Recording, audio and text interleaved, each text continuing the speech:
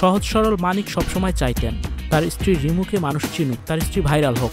কখনো বাধা দেননি স্ত্রীকে, বরং স্ত্রীর পাশে থেকে স্ত্রীকে তিনি আরও সাহস জুগিয়েছেন, তাকে অনুপ্রেরণা দিয়েছেন।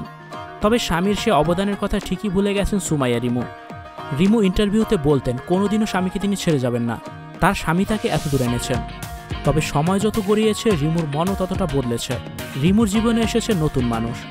টাকা পয়সার লোভে একসময় অন্ধ হয়ে যান সুমাইয়া রিমু। পরক্ষণে স্বামী সন্তানকে তিনি ভুলে যান। স্বামীকে ডিভোর্স লেটার পাঠিয়ে দিয়েছেন সুমাইয়া রিমু। তাদের ডিভোর্স হয়ে গেছে কয়েক মাস আগেই। রিমুর এই সিদ্ধান্ত কোনোভাবে মেনে নিতে পারছে না তার স্বামী মানিক। তিনি বলেন, যাকে আমি নিজ হাতে গড়েছি, যার পেছনে জীবনের সবটুকুই বিসর্জন দিয়েছি, মানুষের গালমন্দ শুনেছি, আজ সেই আমাকে ছেড়ে চলে গেছে। রিমু স্বামীর ফ্ল্যাট আর টাকা পয়সা সব নিজের করে নিয়েছে, এমনই অভিযোগ করেছেন তার স্বামী মানিক। ছেলেকেও দেখে না রিমু। ছেলেকে নিয়ে গ্রামের বাড়িতে চলে গেছে রিমুর সাবেক স্বামী মানিক।